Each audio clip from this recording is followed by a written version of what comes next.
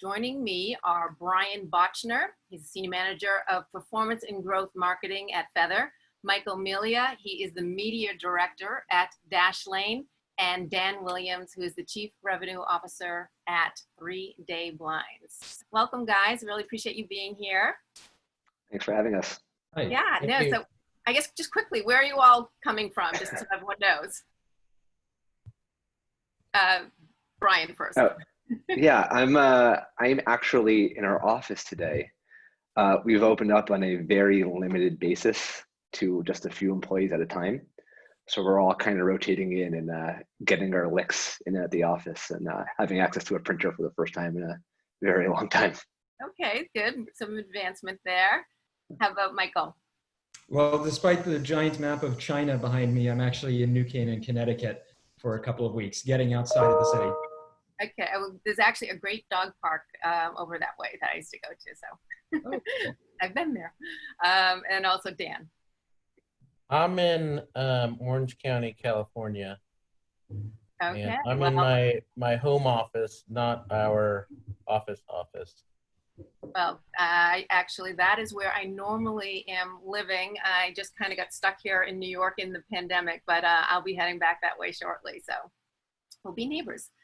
Well, anyway, let's just get started really talking about in terms of how your company responded in terms of marketing with your media planning, during the pandemic. And again, why don't we, Brian, you kick it off.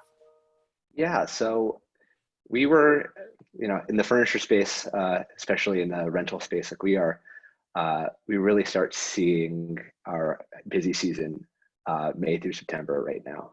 So when COVID hit March, we were really gearing up for our big media push. And we kind of had to pull the brakes and pull back on what we were planning to do. As there was a lot of uncertainty around. Just like in a lot of other businesses, we saw an initial hit as people were figuring out whether they wanted to let wet glove delivery into their homes. But once the dust settled, we actually saw a massive increase in what we called work from home orders, desks, desk chairs, lamps, even some of our soft goods like rugs, anything to spruce up a space and make working from home a little more bearable. And we saw a 400% increase in that from March through April, yeah. And what that's allowed us to do is, one, we changed our marketing, our messaging a little bit. We launched this great platform called Do More From Home, which has now actually blossomed into a larger campaign and a larger tagline that we'll be using for the foreseeable future. And it's also gotten us into the household of a lot more people that otherwise wouldn't be in the market or necessarily think about renting furniture. So from a retention standpoint, we think that this actually could lead to a lot more future customers, larger customers for us. So it's really about messaging, it sounds like. Yeah, and necessity breeds innovation. We came up with this great messaging platform that has seemed to really resonate with consumers. And we're just leaning into it, milking it for all we can. Yeah, no, and so now, Michael, I know for you, you talked about, you were sort of wondering about the boycott, the Facebook boycott, and tell me about that and your experience with all of that. Sure. Well, first of all, for anyone who's unfamiliar, Dashlane is a SaaS D2C product for the most part, password manager. And this year was our big brand year. We had a Super Bowl commercial. We had a lot lined up in February and March with TV, out of home, radio, podcast, pretty much everything except for direct mail. And as everybody knows, well, we launched the Super Bowl ad. We were very excited about it, and we started doing our TV and some of our other campaigns. And soon enough, COVID hit. And when you look at the duration, especially of our TV campaign, you'll just see how we were hammered week over week in terms of new bad news and new news that was really distracting a lot of consumer attention and making it very challenging for us to do a measurable test. Because, as is pretty standard, we were running with a block list of cities, and we were trying to compare lift and just understand how this media mix was causing increased Google searches and downloads and revenue. And as soon as we saw everything flying off the rails with, the entire life of everyone changing and staying at home, no longer commuting, jobs changing, concerns changing, we decided to turn everything off. And then we've reshaped the rest of the year with our big brand moments still, but really focusing on a more niche audience, on more niche channels, on specific channel by channel basis to help us understand the impact. Because we didn't feel that we had a normal control that we could have value in understanding what that lift really looked like, because everything was so radically different. And so, we like many other brands, we've moved a lot to digital. We are doing TV in a couple of weeks, but for that crisis period, we were really just jumping to digital and jumping to a smaller niche audience that we felt was higher qualified to download our app and purchase our products. So we really just shrunk the overall scale of the campaign and focused on that more highly qualified audience. And that was also thanks to working with a great agency to help us be really agile, especially with complicated buys like TV, radio, and out of home. That was definitely a saving grace for us to be able to really mobilize quickly in that emergency scenario. And you talked about, as I said, Facebook initially, and how you kind of went back and forth about whether or not you would participate in the boycott. And obviously it was really important for you to get back in, and explain that. Sure. So as I mentioned, we really went much more all in digital, and Facebook is one of our best channels in terms of just driving overall organic account creations. And we felt it was important for us as a brand to take part of the Facebook boycott. Just because we're a brand all about digital security and helping individuals take control of their online life.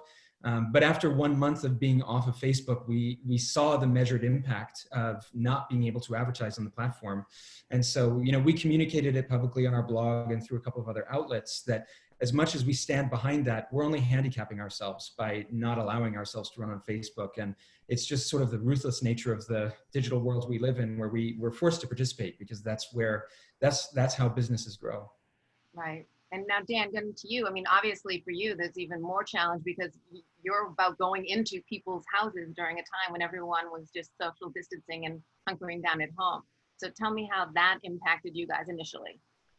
Well, I know that you like when we share numbers, so I will share a number with you. And typically I don't love sharing data that is really specific to sales, but our sales went to $0. So there's a number for you. Wow. We couldn't obviously we couldn't go into people's homes. We couldn't manufacture because our manufacturing facilities in Mexico, and that was shut down. So we literally went from our best Q1 ever, and Q1's typically challenging for us. The holidays are pretty slow for window treatment, home improvement type things, and then it starts to ramp up slowly in the beginning of the year. We were on fire. It was one of those Q1s that we're just like, this is going to be the best year ever, and then it went to zero. So as such, our media strategy was really to shut everything down. We couldn't do anything, and we couldn't answer the phone. It didn't really matter. So we really then started negotiating out of contracts or renegotiating contracts where we had minimums or had to spend money, whether it was working media or non-working media. And that was really what we did for a couple months, was scrambling to save money and not knowing how long this the shutdown was going to last, not knowing if we opened up in certain counties or states whether we were going to be able to manufacture even if we were open. So there were a lot of questions to be answered. Once those questions were answered, and once we were able to manufacture it in, we were able to get everything in line to be able to go into people's homes. We started media back up kind of the way we were doing it earlier, and the immediate pent-up demand, the wave of people that wanted to do things in their home or get back to normal, or were tired of looking at the same thing in their house for months and they wanted a new roller shade or what have you, was kind of overwhelming. So our media strategy went from turning everything off, saving money, to turning it all back on, and then basically trying to find the most efficient, only the most efficient channels. And so right now, we're in a situation where we're spending dollars. I've never seen anything like it. In the home improvement space. It doesn't matter who you talk to, from barbecue companies to home improvement big box stores. It's kind of out of control. And I'm sure everyone here is doing something in their house right now. It would be shocking if someone isn't doing some home improvement. So I've never seen anything like it, and we are on a hiring blitz right now to hire as many people as possible. Not only have we brought everyone back from furlough, but we're trying to ramp up. And the media strategy is completely bewildering to me, because it's not anything that we've done in the past, and demand is still high, and we're capturing that demand, but there's really too much demand. So it's How are you juggling strange... that with your, so obviously you don't want to, you know, put too much out there media wise, and because then you don't have the supply, you can't really answer the demand. How are you juggling that right now with your media planning? Well, luckily we have in place, you know, very strong analytics and tracking. So we look on a daily basis where we are tracking to capacity, really is how we look at it. And we are making adjustments, you know, daily on our digital media, and, you know, unfortunately in longer term media like print and shared mail and things, we have to kind of guess what things are going to be like 2 months from now.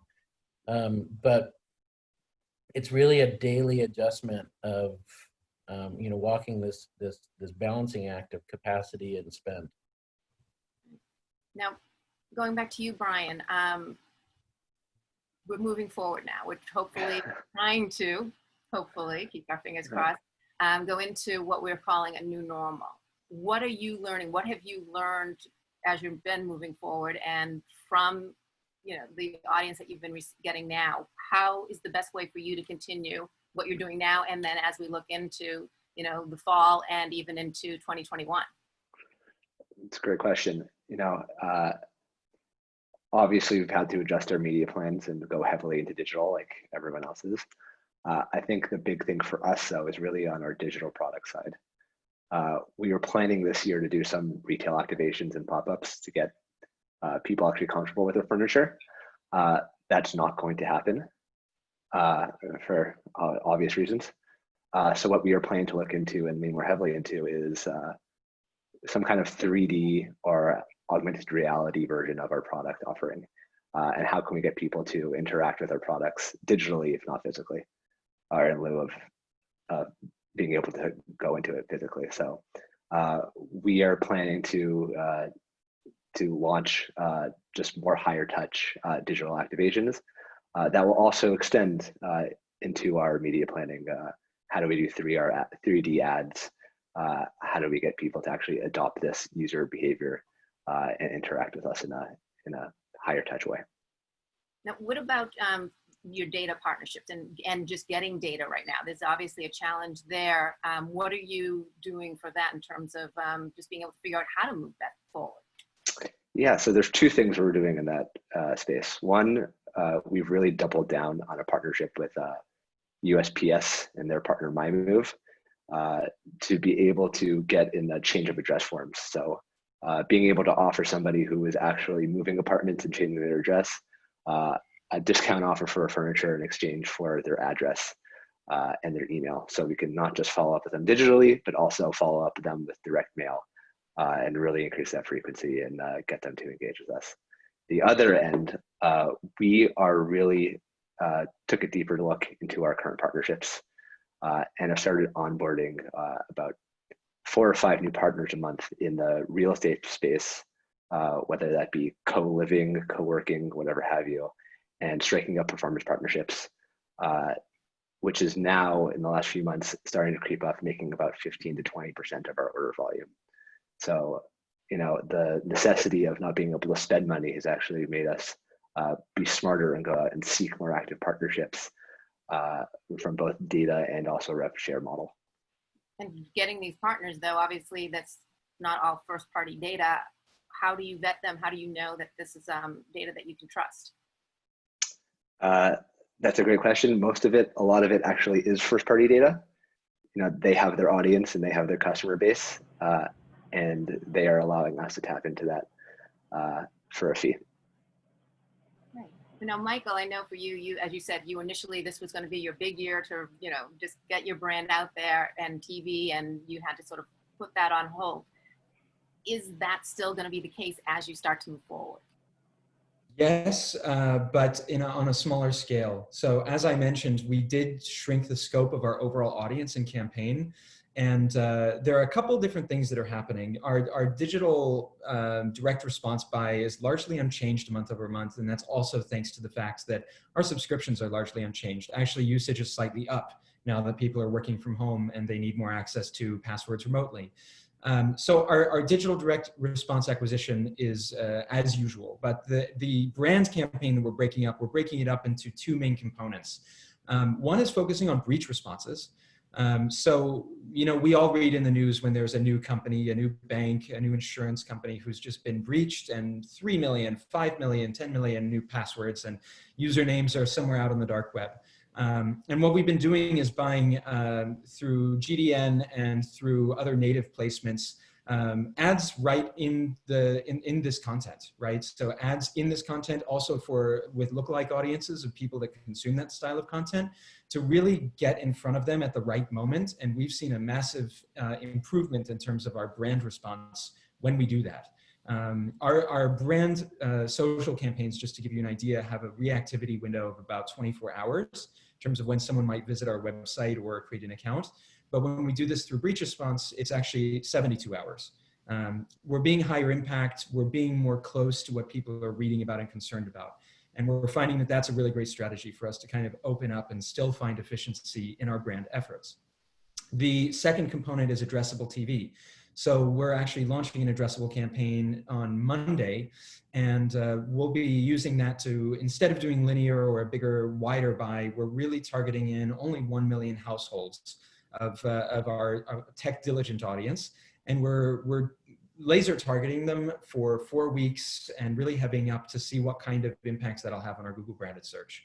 So, you know, we still do see there being opportunity in non-digital platforms, but we see it just, you have to be much more targeted, much more focused, and more disciplined, and really more just changing your expectations in terms of working with a smaller basis to get a measurable result. Because we do feel that now we're in a sort of new normal. Despite all the craziness with back to school, you know, we all realize that this is going to be how things are in the US for a little while longer. So we feel that this is a good moment for us to run that test and have a control with TV that we can feel confident in. Yeah. And before I get to my last question with Dan, just to remind you guys, if any of you have a question for any of these guys, just raise your hand and Steve will call on you to unmute you, and you can ask. We definitely want to hear from you. But Dan, Michael's talking about testing as well, and I know that you mentioned, I mean, because you're in a good position in terms of you're having to hire and bring in, and you're getting so much business. So how are you now moving forward into what we are calling the new normal? Well, because we have a little bit of breathing room in terms of marketing time, really, we're looking at creative right now. So we're really building out our YouTube creative or suite of creative for YouTube. We've always tried other things on YouTube, TV commercials that we had produced that were slightly altered for YouTube. Now we're making YouTube specific creative, working with Google on that. So that's going to be a real focus for us, so we can begin testing in earnest next year. You know, we're looking at photo shoots. We have new product launches, and those are very time consuming for our marketing team. So we're really, in a weird way, we have time to kind of accomplish a lot of these things that have been on our list for a long time from a marketing perspective.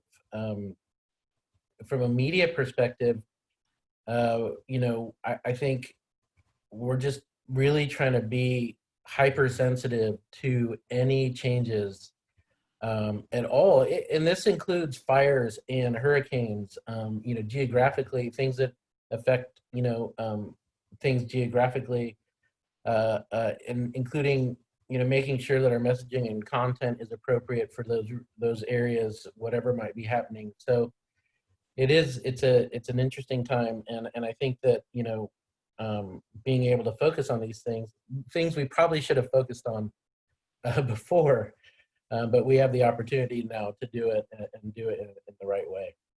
Before we get into the questions, you mentioned to me earlier about your geo-targeting video ads on YouTube. Can you tell me a little bit about that? You're doing some sort of test with YouTube?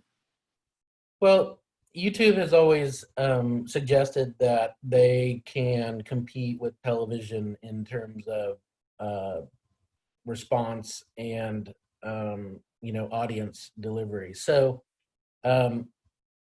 it's easy to test regionally, right? We can do a test in a particular market with YouTube and see the lift in other channels in that particular market, and we, you know, the markets we don't do it in are, you know, obviously we can compare with that. So that you know, being able to test the effectiveness, you know, and I understand that almost every vendor has their own way to measure things, so they look the best, and that's fine, and I get it. But, you know, we also have our ways of measuring things, and we're going to measure YouTube the same way we measure TV, and that's with we doing regional tests and looking at the lift in all channels in that particular market based on that. So it'll be interesting.